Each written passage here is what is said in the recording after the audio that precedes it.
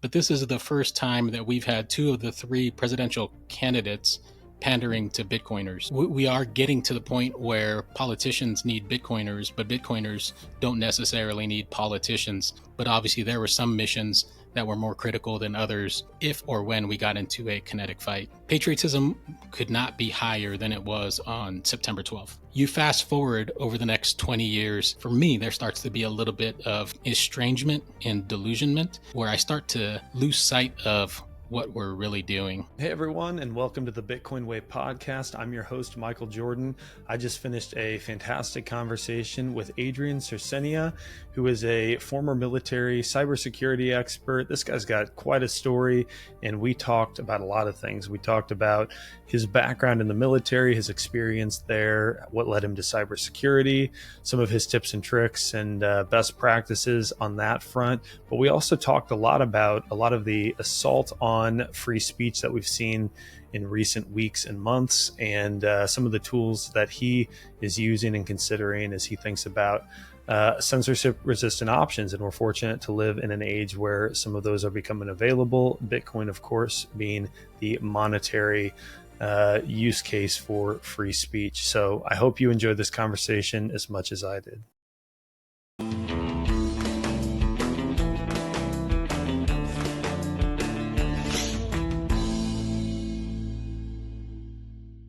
Hey everyone, like I said in the intro, I've got Adrian here. Adrian, on short notice, man, you came through for me. We kind of had a mix up on some things, delays on some other podcasts. So I really appreciate you joining the show today. You've been on my radar to discuss some things with anyway. So I'm glad we get to do this sooner than later. Yeah, well, hey, Michael, I'm really excited to be on the show. Thanks for thinking of me. And, I love talking about Bitcoin and freedom technology. So this is a great opportunity, especially since it's been top of mind recently with a lot of the news that I think we'll jump into here later. Oh, yeah. There's, so much to cover. We've been putting out some content on it, but I'm glad we'll have the opportunity to go in a bit more detail and hear some outside perspectives on it. Before we jump into that, I'm going to want to hear your background, and it's an interesting one. We had the opportunity, of course, to meet in Nashville at the Bitcoin conference. And before we jump in, I wanted to hear your thoughts on the experience, what you thought of the event more generally. Yeah. I thought it was an amazing opportunity and probably a once in a lifetime event as far as timing wise goes, right? Previous conferences, there's always signal and there's always, a ton of information, great people to learn from. But this is the first time that we've had two of the three presidential candidates pandering to Bitcoiners. And so I found that absolutely fascinating.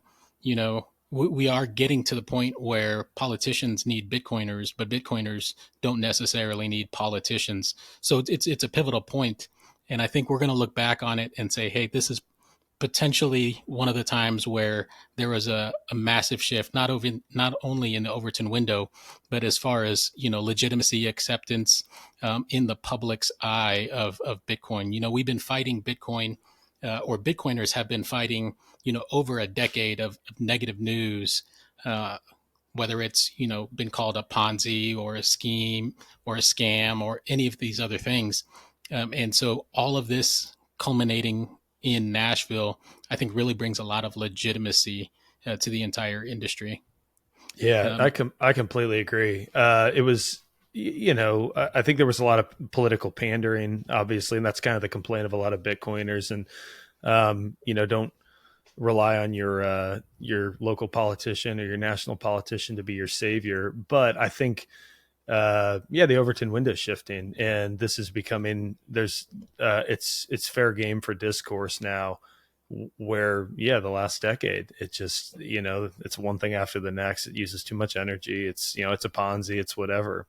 And the fact that people are speaking about it openly at a Bitcoin conference in a positive light, I think is, I think it's indicative of where we've come. So, I think I share the same sentiment. Any comments on just, we were talking offline, you got to meet some people in real life who I think you've been in touch with a while. How did that go? I was going to say, if we're going to jump to another topic, I wanted to kind of anchor down on that. I think that's one of the best things about the Bitcoin conference in Nashville, as well as just Bitcoin conferences in general. I encourage a lot of people who've been in the space for a while, whether or not they're a lone wolf kind of, Bitcoining on their own, or, they stay within their circle of a local meetup. But I encourage people to kind of break out of that and, go to a conference, feel the energy, get an opportunity to talk to, the people that you might see on a podcast. I thought it was great for me to see. I was at one of the side events, and I had the opportunity to sit down and talk with Checkmate for a little bit. Unbeknownst to me, I mean, the dude is like a giant. He's like 6'5", I think, and I'm pushing 5'6" when I'm in shoes. So it was definitely a surprise to me, but really just to take that opportunity to talk to folks in real life, as Bitcoiners on Bitcoin Twitter, or pivoting over to Noster. A lot of us have built these connections and these relationships virtually, but doing it in real life just takes it to an entirely different level. So I love the energy of Bitcoin conferences. And even though there was like 20 or 30,000 people there, there's still an opportunity to, make those really great personal connections at the conference. And if that's too many people for folks, I encourage people to, possibly check out one of the other smaller conferences. Maybe there's a little bit more signal and a little bit less noise with events like that. But I would never recommend somebody to not go to a conference. Yeah, yeah. Even you and I just standing there in the lounge got to snag a few people. Met Gary Cardone briefly. Saw Michelle Weekly. Other people walking around. It's just fun to you begin to like put a personality with the faces that you've been seeing online for a long time, and it's a lot of fun. So well, good. I'm glad the conference was as fruitful for you as it was for me. Let's talk about you a bit. So start with your background. So until relatively recently, I think you were in the military. You have a background in cybersecurity, which is near and dear to the hearts of us folks at the Bitcoin Way. Could you share what led you into the military, into cybersecurity specifically, and what some of your takeaways from that experience were? Yeah, yeah. I'm actually going to flip that over, just because it aligns a little bit better. So what led me into cybersecurity, and people out there will probably laugh, but we'll go back. I'm a little bit older than most people think. So this was like in the mid 1990s, and what led me to cybersecurity was actually AOL. For the older folks in the audience, they might remember you had those AOL discs, and you plug it into, or you put it into your disk drive, and you had 25 hours free on the internet. And so I took every opportunity to grab a disk every time and come up with, a fake persona to be able to get my free 25 hours. During that time, I stumbled across a couple of different groups in chat rooms and in forums, and really kind of started to delve into the darker areas of AOL and the internet. Got into phishing accounts on AOL at a very early age, and then getting access to different email accounts and accounts to be able to get online. And so that's what really led me towards cybersecurity. Was for me, it was just that exploration. You're a young high school kid exploring this new thing called the internet, and then along the way, you start to discover different things. Started to teach myself how to program, and so that's kind of what led me into the path of cybersecurity. And then, funny enough, a couple years later, I go to college, and I went to the United States Air Force Academy. And based on that experience in high school, I knew I wanted to go get a computer science degree.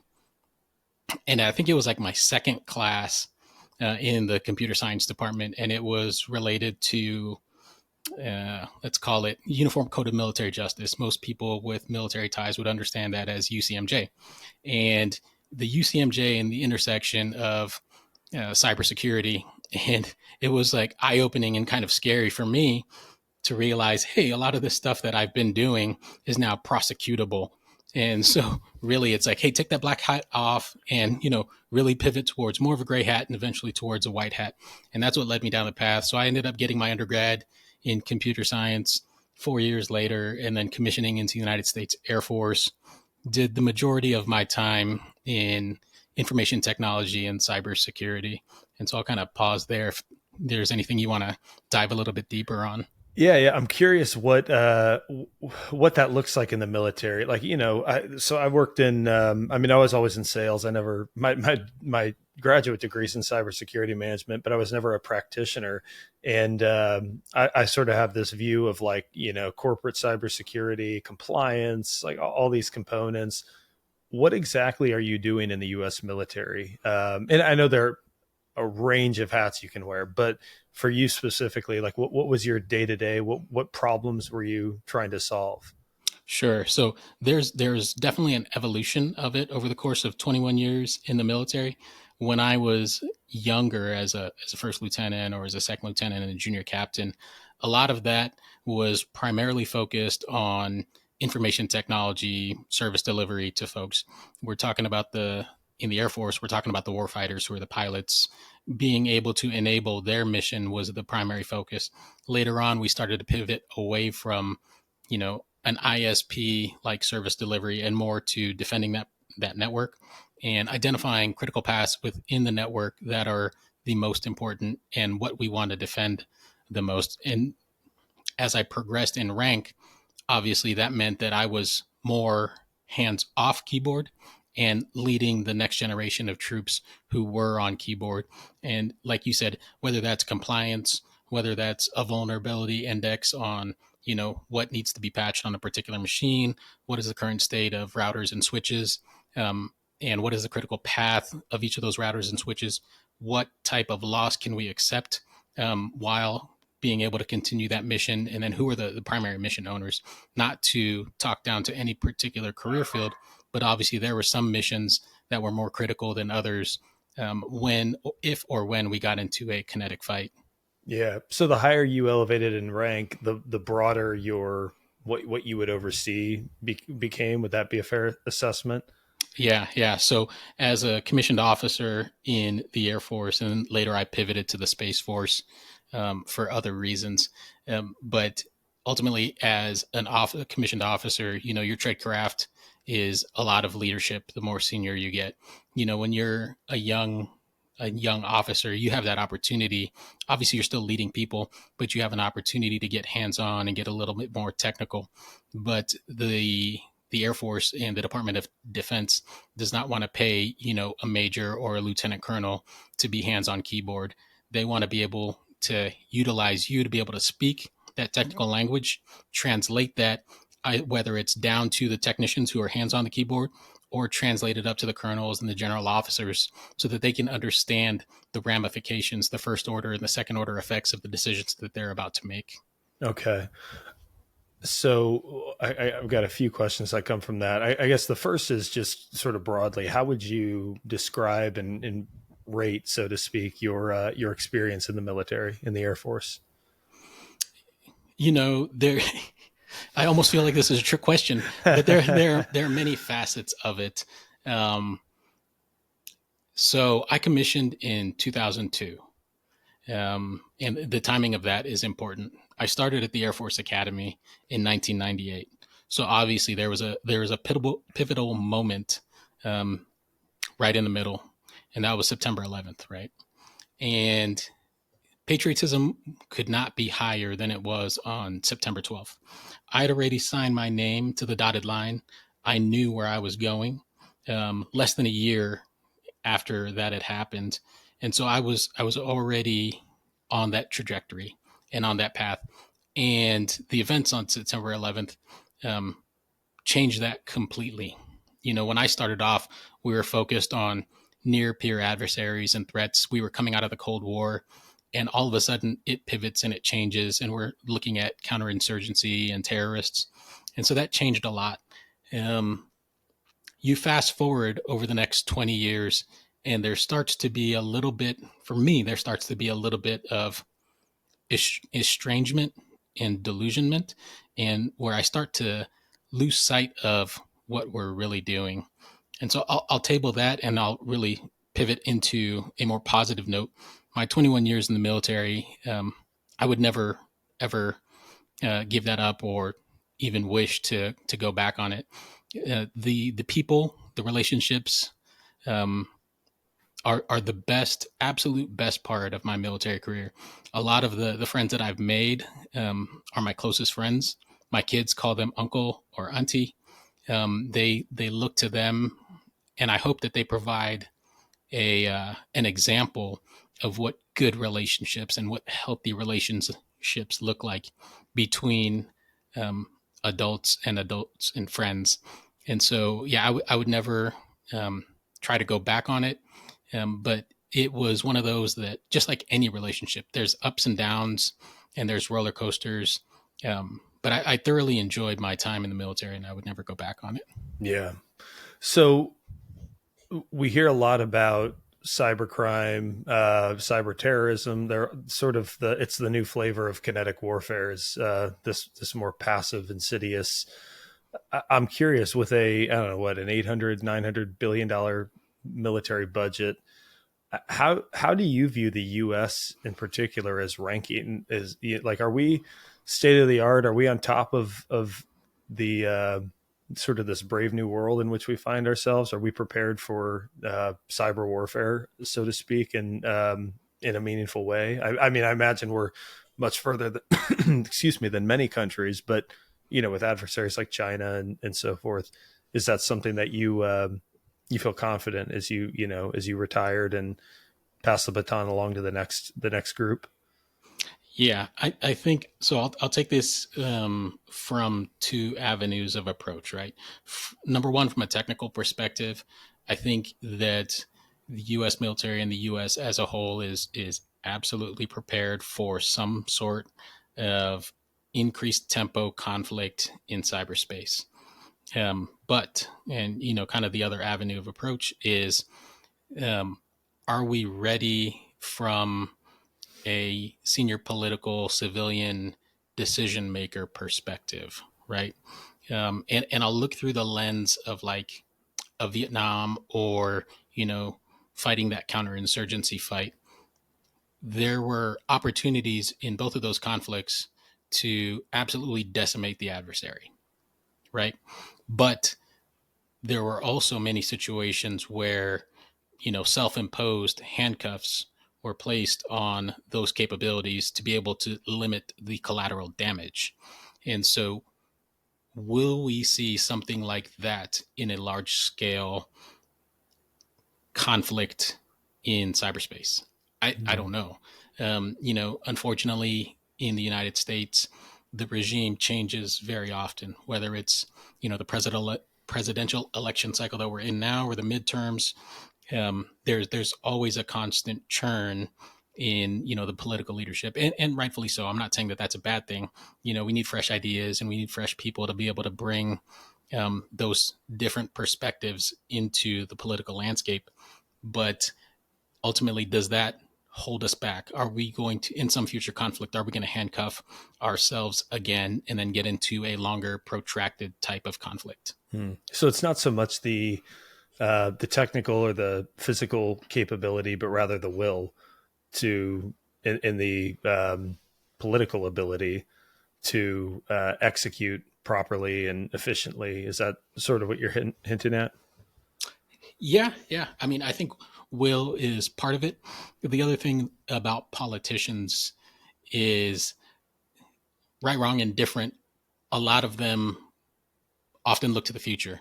They may not think about the problems that the people are experiencing today. Um, but always, if it's not top of mind, it's certainly back of the mind for them on, what are their chances look like for reelection in the next 2 years or in the next 4 years. And the decisions they make, we talk about incentives a lot in Bitcoin. And if they are incentivized to make decisions that support their reelection, versus making decisions that support the present, whether that's a conflict or what's better for the people, um, I think those incentives are misaligned for politicians very often. And the people that suffer the most are, the constituents, the people who ended up voting for a particular person into office only to be lied to, or felt like they're lied to, because those promises during the campaign were never delivered. Yeah. Okay, so you've mentioned Bitcoin a few times. Why don't you give your Bitcoin origin story? When did you find Bitcoin? And I think when we spoke, it was in the midst of your service in the military, and we'll talk a little bit about what you're doing now with Bitcoin veterans. So, give us a background. When did you find Bitcoin, and what brought you there? Yeah, yeah. So, like I shared with you in Nashville, Bitcoin actually crossed my desk while I was in uniform way back in 2011. We were doing a little bit of analysis on, the dark web and, preferred medium of exchange on the dark web. And obviously, that was Bitcoin. And so I kick myself for not doing more research on the topic, but I took a look at it and I was like, okay, there's this, what everybody calls funny internet money. And I was like, okay, that's cool. That's interesting. But only criminals use it. Right. And when I was in the military, every couple of years, I had to go through a security background check to be able to access, classified higher than classified or secret higher than secret information. And this is one of those things I was like, well, I'm not touching this with a 10-foot pole. And so I kind of forgot about it for a long time. And then you fast forward to 2016, and the military decided that, hey, we need you to go to Tallinn, Estonia, out there in Eastern Europe. And, I saw my first Bitcoin ATM there. And then in my interactions with the Estonian military and Estonian government, it was absolutely fascinating to me to see that they used, and air quote, they used blockchain technology for their presidential elections, and they used blockchain technology for their medical care system. And after learning this, I was like, oh, hey, what was that thing called? Bitcoin. And so that's when I started to really, you know, study Bitcoin. Unfortunately for me, that was also during a, peak shitcoin ICO era. And so I started with Bitcoin, and then I quickly pivoted to Ethereum and all kinds of other shitcoins. You fast forward to 2018 and the bear market there, and I really lost my ass, to the tune of multiple digits. And so I really went back to the drawing board at that point and said, "Hey, what makes all of these other shit coins shitty? Okay, what are the unique aspects that make Bitcoin interesting?" And so I really went back to the drawing board, um, started reading different books. There weren't as nearly as many podcasts back then, but trying to consume everything I could, whether it was Austrian economics, having a better understanding of monetary policy. Ended up discovering Andreas Antonopoulos, ended up reading the Bitcoin Standard. And as you know, and as your listeners know, you start to really go down that rabbit hole. And, years later, here I am, and I still haven't found the end of it. So it's definitely a journey, but that's kind of, my Bitcoin story, short version. Did you share your interest in Bitcoin with folks you were serving with? I mean, did anyone know about this, or was this like a totally private? You were just kind of learning on the side, sort of operation that you had going. It was it, it's kind of like Meet the Parents, right? If you remember, there was like, he talks about the circle of trust, and they're like concentric circles of trust. For me, the people that knew my interest and my passion for Bitcoin were in the innermost circles of trust. I didn't talk about it with many of my coworkers. Some of them I did, um, but really it was mostly, this lone wolf guy operating in stealth, um, just interested in Bitcoin and trying to learn as much as I possibly could.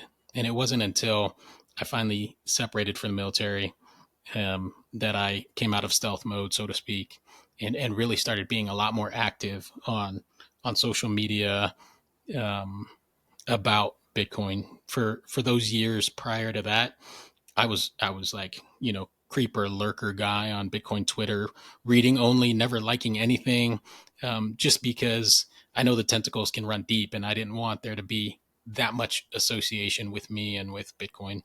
But once I was able to hang up the uniform is really when I decided, hey, let's focus on the most important thing in the world. And for me, that's Bitcoin. We talk about it a lot, but, um, a lot of the problems in this world are downstream of money. And if we can fix the money, then we can start to fix, everything that's wrong with the world. Unfortunately, we can't fix everything, but it's definitely the first couple steps on that path. Yeah. Have you had the opportunity to share Bitcoin in more detail with former coworkers, friends, some of these guys who you said are still very much involved in a part of your life? Are they? Have you orange pilled anyone or had any luck converting anyone to the light? I have. I doubt she'll ever see this, but when I was in Squadron Command, and it happened to be um, kind of during COVID, and so it was. I remember because it was April of 2020, um, and I'd been grooming her and mentoring her because she had an interest um, to pivot into a different area of service in the Air Force, and she ended up buying a whole coin just off the bat back in April based on our conversations. And it was funny to see because I don't quote me on it, but I think it was around 4 or 5K for one whole coin in April of 2020. And then, you fast forward to like October of 2021. Um, and she calls me. So I've since moved to an entirely different state. And she calls me and she was like, "Hey, this thing is worth way more." And I was like, nodding my head, "Yeah, it is." And she said, "What do you think I should do?" And I was like, "Well, now you have it. Have you studied it?" Right. And she says, "Well, not really. I really just bought it because you kept talking about it." I was like, "Okay, well, I encourage you to study it. Take like a month and just, you know, look for resources. If you want recommendations, let me know." And I told her, "Don't do anything with it. Don't, like, she had just come back from a deployment. I said, don't sell it. You're a single captain in the Air Force. You just got back from deployment. You got that tax-free deployment money. I know you don't need the money, so don't sell it. Do some homework, spend a month, don't sell it, and then call me back." Um, the closure to that story is that she didn't sell it, and she's actually started to accumulate a little bit more since then. And then where it stands right now, I'm not sure. We've kind of lost touch since then. I'd be But interested. yeah, I'd be interested to hear where she's at today. yeah, She probably has a good stack if she studied it hard enough. yeah. Um, so tell me a bit about. You said you got to meet some of the guys from the Bitcoin veterans guys in Nashville for the first time in real life. Um, Maybe talk a little bit about. I know you're not day to day involved, but a little bit about the organization and the mission and what it is that excites you about that opportunity. Yeah, yeah. So I'll actually go back to BitBlock Boom 2023. Um, it was the first day. It was probably like the workshop day, and I was just walking around flying solo by myself, and I see this dude who's he's a big dude, well put together, and we just ended up striking up a conversation. And it turns out it was Shane Hazel, and he's one of the founding members of the Bitcoin veterans. And we discovered very quickly his time in the Marines and all of the badass stuff that he's done, both in his career in the military as well as afterwards. And then he said, "Hey, I think you'd be a good fit to join this group that we're slowly starting to put together." And I was like, "Yeah, absolutely. Let me check it out." And once I got that peek behind the curtain and really come to understand, this core group of former military guys who have adopted Bitcoin into their lives and found it to be an extension of part of the reason why they joined the military and their service, um, and how they've discovered that through Bitcoin, it absolutely resonated with me. Like, after I got out of the military, there was some periods of time where there's a little bit, like I said earlier, of estrangement with the direction and the vision that the military is going, and some disillusionment for me. And then I come to find this group of guys who still believe in freedom, still believe in sovereignty, personal rights, doing the work yourself. And that that really kind of lit a fire in me, to really support this group of veterans who are finding purpose and vision, and a reason to continue to advance freedom in the world through Bitcoin. And so, yeah, it's what started off with a core group of five guys. I think we're like in the 500s now as far as the group goes, and it's an amazing organization because everybody comes from multiple walks of life, right? There's groups that are, they're pilots, and they've got a pilot group talking about citadels. We've got citadels. The pilot guys are talking to the citadel guys about, how do we get landing strips at different locations. We've got guys that are talking about communication in contested, degraded, congested environments through ham radio and mesh tastics and LoRaN. And then you've got folks who are brand new to Bitcoin, and they're part of the self custody group. And there's a cadre there that is teaching, the evolution of hot wallets to cold wallets to single sig to multi sig to UTXO management. So there's just an amazing growth within the Bitcoin veterans, all aligned along a similar mission of, spreading Bitcoin, freedom money, freedom technology to a group of people who spent a large portion of their adult lives fighting and defending freedom. Hey there, just a quick break and we'll be right back to the show. I wanted to spend a minute sharing with you how the Bitcoin way helps individuals achieve self-custody and self-sovereignty over their money, their online life, and having a plan B as an individual. The Bitcoin way can help you properly custody your Bitcoin using only air-gapped, open source, Bitcoin-only hardware wallets. We help you set up and run your node. It doesn't matter if you're brand new to Bitcoin, if you've been in Bitcoin 10 years, there's a good chance that there's a gap in your self-custody setup, and we can help resolve that and give you confidence and peace of mind. When it comes to your online life, you are being tracked and watched and spied on by governments, by corporate interests all over the place. We can give you confidence that even logging onto Wi-Fi at your airport or at your local coffee shop, you are protecting yourself and remaining self-sovereign and private. Finally, if you want help adding to your passport repertoire, we've got a citizenship program whereby we establish temporary residency and walk you through the entire process, white glove service, boots on the ground through citizenship. It is important in a time of crazy economic and political upheaval that you have optionality when it comes to where you're going to live, reside, and spend your life. Check out thebitcoinway.com/podcast. You can schedule a free consult with the team to learn more about our services and understand how we can help you achieve full self-sovereignty. Do you think on average the Bitcoin narrative and the ethos of Bitcoin, do you think it resonates better or more easily, or is it more of an uphill battle when talking with veterans? Because it seems to me like it could be a mixed bag, right? Like you've got these folks who have committed so much time, energy, and resource to defending U.S. interests and fighting for U.S. interests. And part of those interests, in like the typical mainstream worldview is protecting the dollar and dollar hegemony. At the same time, though, my sense of service members is, typically, to kind of the point you were making, more self-sovereignty, property rights types of individuals. I feel like it could go either way. In general, what would you say? Is it easier or harder to get this message through to a military veteran? I think that it depends on their willingness to learn. And I know that might sound like a cop-out to some of your listeners, but like I'd mentioned earlier, we're battling 12, 13, 14 years of negative information on mainstream media. And so is the person who happened to wear the uniform and,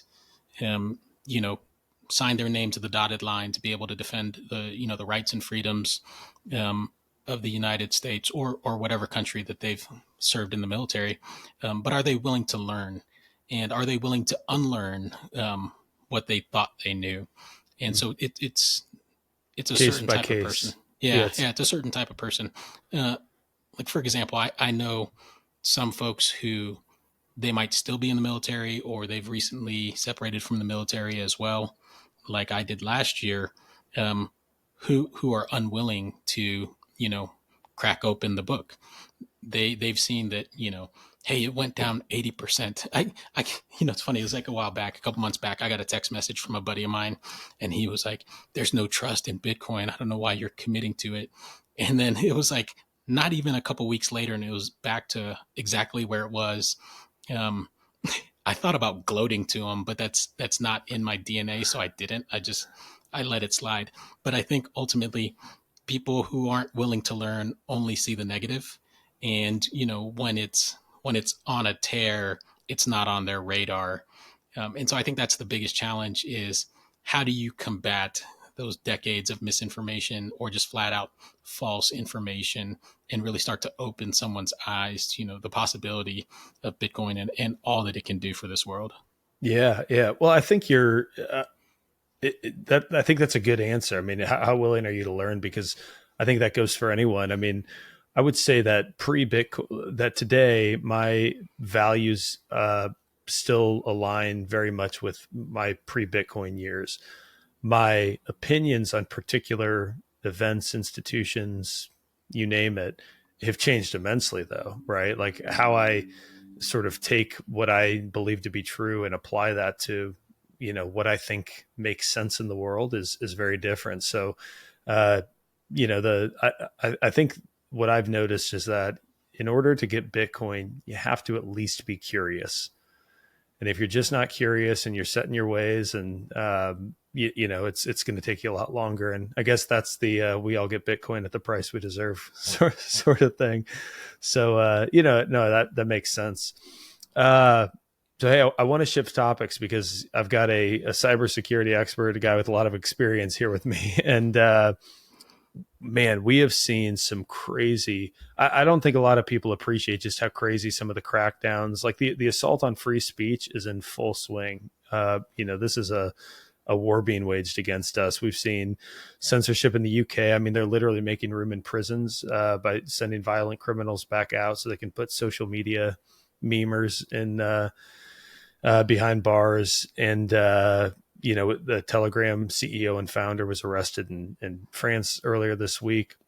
And at the same time, we're living in an age where we have optionality. And I think we're very fortunate to do so, because I think 20 years ago, you're just in a lot of trouble. Would you like to comment on any one of those events, or anything else that maybe I didn't mention, and then maybe kind of give your thoughts on, like, where's this trend coming from? Like, why now? Why the assault on free speech? Yeah, yeah. Well, wow, it's a wide topic. How much time do we have? I'm just kidding. Um, yeah. So the attacks on free speech in the UK, I think that it's appalling to me to watch from the outside looking in, and I know for a fact, not having been to the UK in many years, and I was only there for a couple days on vacation, but from the outside looking in and not really understanding how bad or not bad it is. We're shaped by um, the narrative that we see, whether it's on mainstream media or if it's alternative news sources like on Twitter or other areas. But I think the reality is there are some people who are making posts on social media that aren't aligned with the political landscape that they're in right now, and they're getting arrested. And I think that's a travesty to freedom. And I am deeply surprised by the number of people who just aren't paying attention to it. You know, I think all of us Bitcoiners, we're juggling, 10 or 20 different messaging apps to different circles and different groups. And, in one of these other groups, and I'll call them like my group of friends that I'm slowly trying to orange pill, I'll try to have these conversations with them. And it's like, uh, crickets, because they either aren't aware of it or they're not willing to have that deeper level conversation about what is happening to personal freedom, not just in the US but everywhere around the world, in locations that people would assume are mostly free nations. And the censorship and the limiting of the freedom of speech is just absolutely appalling, to watch in real time. One of the other ones that you'd mentioned is uh, Pavel Durov, CEO of Telegram, his arrest. I think I saw this morning they're bringing him up on 12 different charges, as far as facilitating communications. Um, I was having a conversation with my wife, and it's like, are they going to go arrest, the CEO of Ford for all the drunk driving that's taking place on different vehicles? And I'm not trying to single out Ford, any automotive manufacturer, or they're going to go to Home Depot and confiscate all the hammers, or go to the store, and they're not. The reality is they're not. They've singled out this one particular person for whatever reason, and I've got some tinfoily hat ish theories behind that. But yeah, and then the second order effect of that is I saw that Chris Pavlovsky, hopefully I'm pronouncing his name right, CEO of Rumble, he jumped on a jet and left Europe. I think his post on Twitter said 30 hours later, right? And so the arrest of the Telegram CEO and now the CEO of Rumble is like, hey, I need to get out of Europe. I don't know what's going to happen because, oh, by the way, I provide a similar platform for video that spreads, that gives people the opportunity to spread freedom around the world. So he left Europe, and then a little bit more Bitcoin specific. Simply Bitcoin, one of I would say one of the core news sources for a lot of Bitcoiners. They were just banned off of they were banned off of YouTube just a couple of days ago. And so we're seeing it in multiple different areas for multiple different reasons. The underlying truth is there is a wave of censorship coming that is trying to limit free speech. Um, as Bitcoiners, and I'll kind of pause here, but as Bitcoiners who have moved past just number go up and started looking towards freedom go up, those Bitcoiners already know that there are opportunities that exist today and emergent opportunities that are in development tomorrow that can limit that level of censorship and allow for continued freedom of speech. Yeah, it feels like censorship coming to a jurisdiction near you is really like the path we're on. And my sense, I'd be curious to hear if you agree. My sense is the narrative is really the only.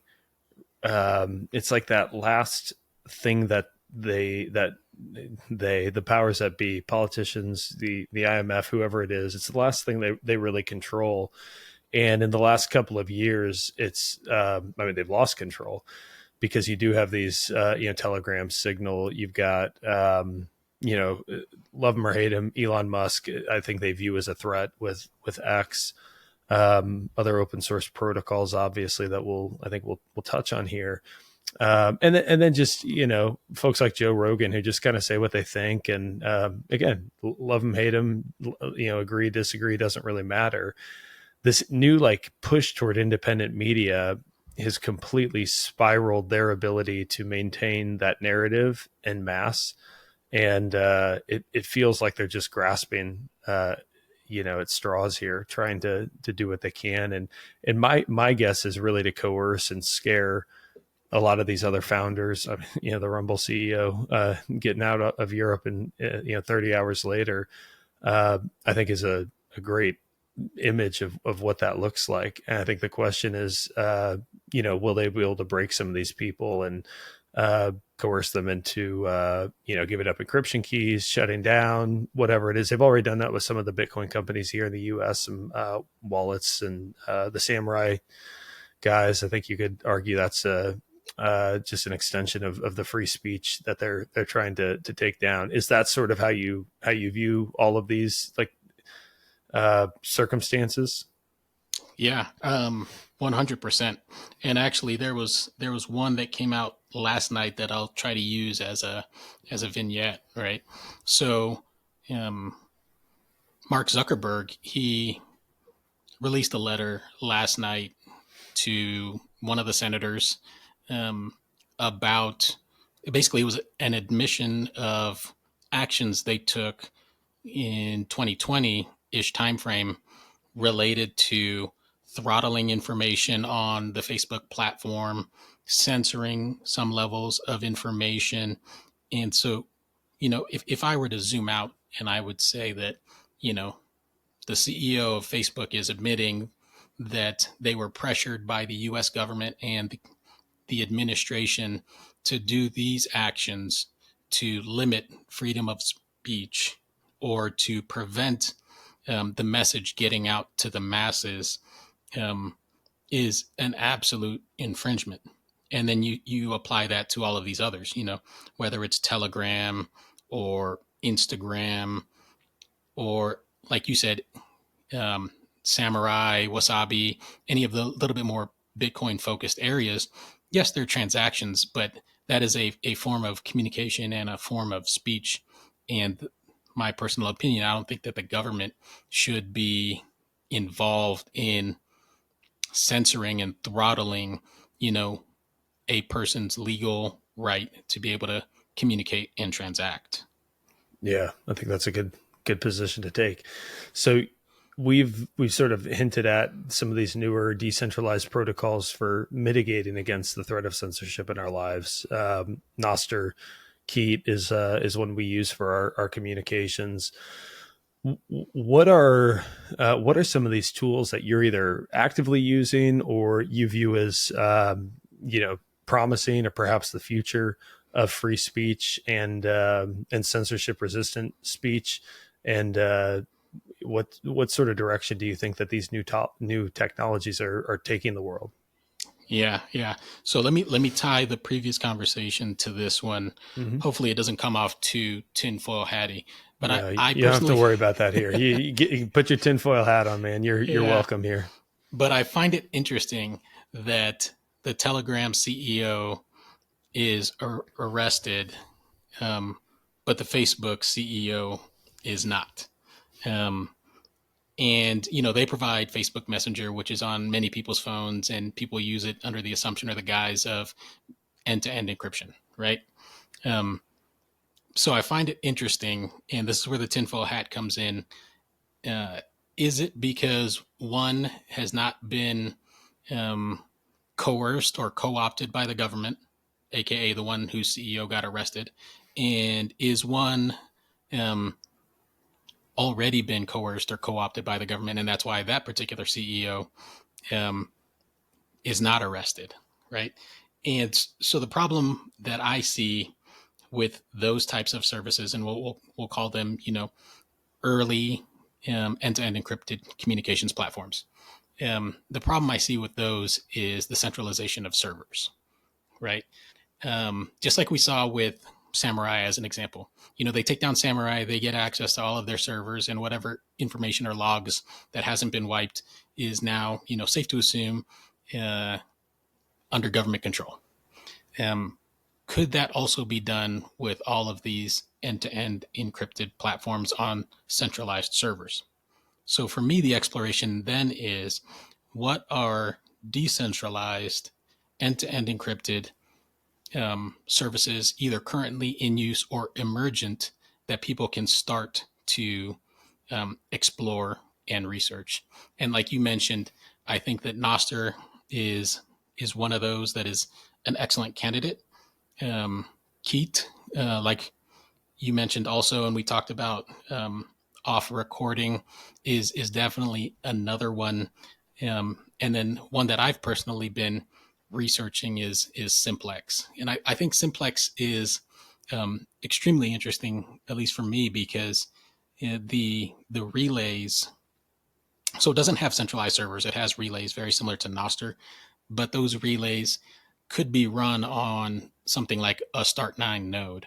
And so that gives you a little bit more self sovereignty in your communications, because you know that it's running through your relay and it's not going through some black hole centralized server that who knows what they're doing with the information that's traversing through those paths. Mm-hmm. And so I think it's one of those where people have to get comfortable trying different things and upgrading their security model.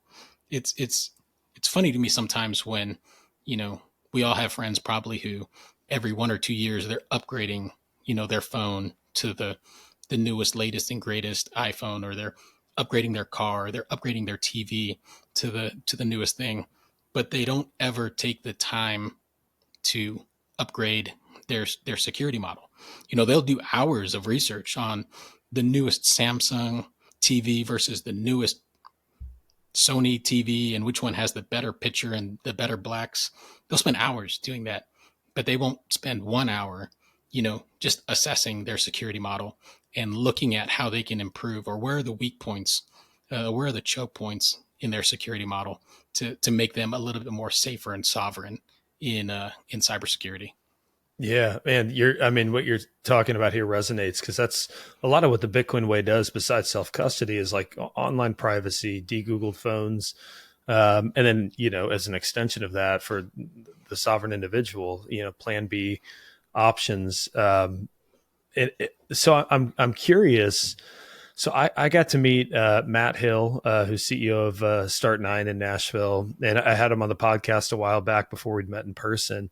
And my sense of their vision is, that one day everyone would run in their hopes a Start9, but some self-sovereign computing device in their home where that's where they store their files. They're rolling out all sorts of cool new features, backups, and they've got a whole app store of open source tools that you can effectively plug into that and make better use of it.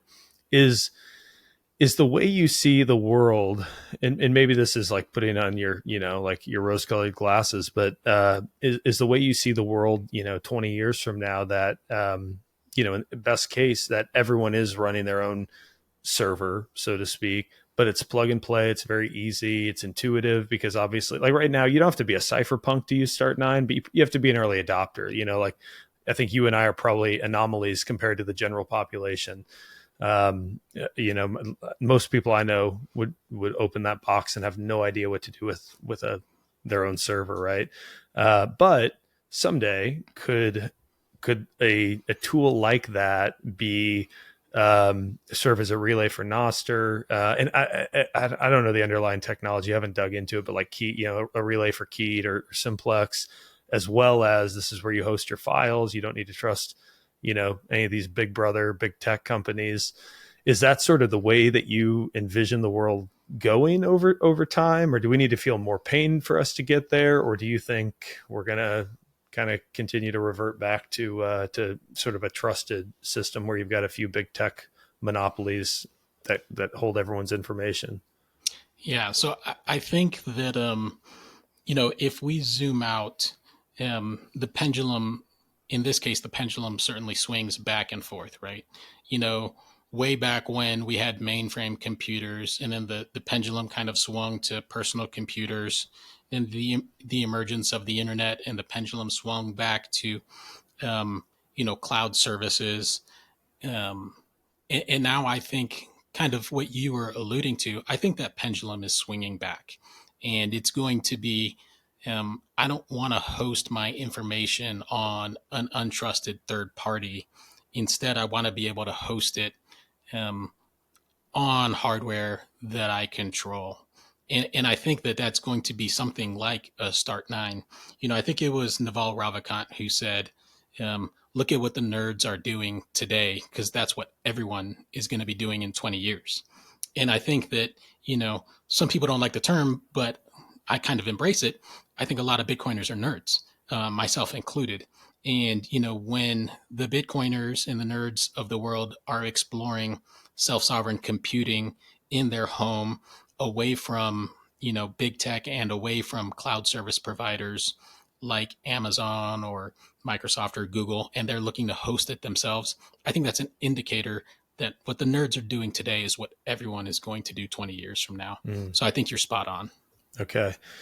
All right. Let's get, as we start to round this out, let's get real practical. As someone who has a lot of cybersecurity experience, you've been in Bitcoin a while, what are key pieces of advice you'd give to like a normie or a Bitcoiner related to their personal privacy, security, and then maybe self-sovereignty more generally? Yeah. I think, I think it's a daunting task, right? Because not every Bitcoiner is a cybersecurity expert, and certainly not every cybersecurity expert is a Bitcoiner. So really what you're looking for is an individual with a unique set of skills, appetite for information, appetite for learning. The other difficulty is, I usually like to give recommendations specific to the individual. I don't like to give general recommendations. But in this case, I know that you've got listeners who are probably interested in this topic. So I'll try to hit a couple of the wave tops. Um, this one is probably said too often. Hopefully it doesn't fall on deaf ears. Um, but it's like strong passwords and don't reuse passwords is like the most basic baby step that you could take. I would even take it one step further and tell people to look at two-factor and multi-factor authentication, and don't stop at just, the Google Authenticator or the Microsoft Authenticator that's on your phone. Um, and we don't have to get into the details of why that's not a great solution. It's certainly better than SMS. So don't use SMS for multi-factor authentication, but take one step further beyond just, your software authenticator apps and look at things like a passkey, which was recently adopted by Google and many others, service providers of, tools like Gmail that a lot of people probably use. So look at something like a passkey, or take it one step even further and look at a hardware key like a YubiKey. I'd like to draw this analogy that if you're using a hardware wallet to secure your Bitcoin, you should probably use air-gapped hardware for your passwords or for your two-factor authentication. And for me, that's something like a YubiKey from Yubico. So that's bare bones minimum, right? The next thing, and I know that this isn't for everyone, but is to start looking at your data path and whether the nodes along that data path where you impart trust to that particular third party. So, coming out of your house, that might look like your internet service provider. What are you trusting from your internet service provider? The one that people outside of cybersecurity channels probably don't know is your DNS or your domain name server, right? Anytime you go into a browser and you type Google, you're not actually going to google.com. You're sending google.com to a DNS. That DNS is going to reply back with your IP address, the IP address of the destination you're trying to go to. So you're trusting your DNS or everything that you search on the internet to your ISP.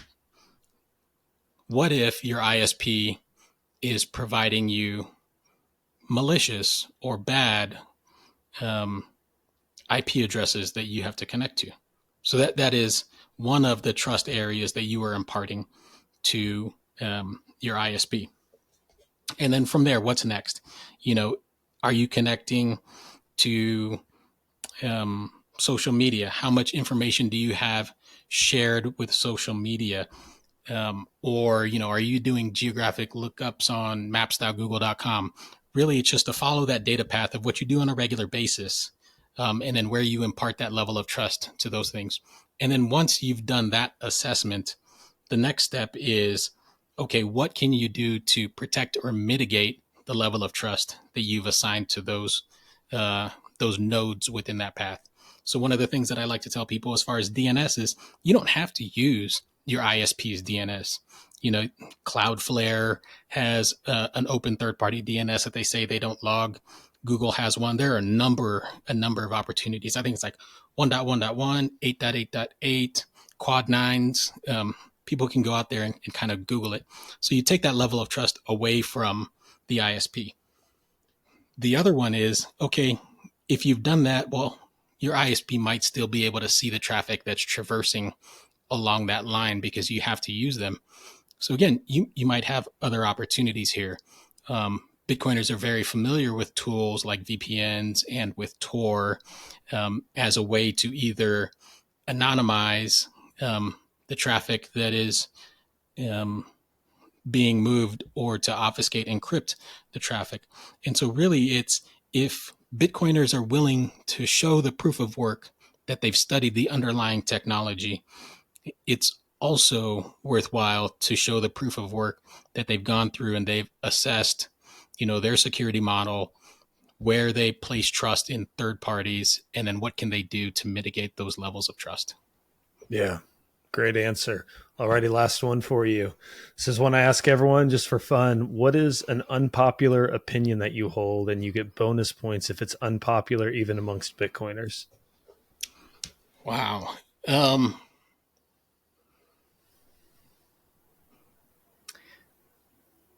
so I know this is popular or unpopular with Bitcoiners, um, because we've all drank the Kool-Aid, and Bitcoin is the exit strategy, and I believe that 100%. Um, but at the same token, I think everybody has to live their life, right? Um, People who've been in Bitcoin for a long time, um, they've evolved over those 4, those 8, or those 6, or those 2 years. Um, Many of them probably started off um, a single person with very little responsibilities, and over that time, they've grown up. They have a significant other. They may have kids in that equation now, or they're still in a studio apartment stacking like psychos, right? Um, but eventually, you've got to live your life as well. So I will say that one opinion that I have is to have some form of exit strategy, and that is certainly not to say sell your whole stack, because you'd be an idiot to do that, and I'd be a dumbass if I told people to do that. Um, but have a number in mind where, and have a goal. Don't just sell to go into fiat. I think that's dumb too. But if it's to get out of that studio apartment and get into, a new home for, your growing family, or your car is running on duct tape and fumes, and you really need to get to, you need a vehicle to get reliably to work every day. Have a goal in mind, and then have a target for a small allocation percentage exit strategy to improve your life. I think that, a lot of people will say, especially in the public eye, never sell your Bitcoin. I'm never going to sell my Bitcoin. I'm dying on this hill. But I think the reality is, there are situations where it is okay, and you don't have to justify that sell to anyone except yourself. And so, but if you don't have a plan in place beforehand, you're probably going to make a mistake. And so, have a plan, have a goal, have a target, and if it's going to be life changing for you, sell your Bitcoin, and don't feel bad about that. That'd be my opinion. I know that, at least for me, I've got um, some long term goals on how I think it could be life changing for me and my family and my kids and my kids' kids. And so that's kind of where my mindset is. And I think that everybody has to have that longer term, low tide preference view for when they would sell their Bitcoin. Yeah, no, I think that's a great opinion to have. I think the good thing is that I think there are two pieces of the equation. So one, I think the good thing about Bitcoin is it incentivizes better decisions around how you use it, because it is scarce and you recognize the extreme value of this thing that you hold, that I don't think most people who understand Bitcoin to begin with will waste it. But I think there is still sort of an intense pressure from the community, so to speak, that you never use it. You die with it. And it's like, yeah, like you can't take it with you, and you've got one life to live. And if you got kids and a family, I think the importance of um, using it wisely and not just storing it wisely, I think is magnified. So I think that's a good hot take, and one that I can't disagree with. So I know you. I know we'll probably get some flack for agreeing on that, but I think that's just part of the deal, man. Adrian, man, thank you so much for taking some time. Really enjoyed the conversation. You are a wealth of knowledge, and it was a blast getting to hang out with you in person. I'm glad we got to do this here. Yeah, absolutely.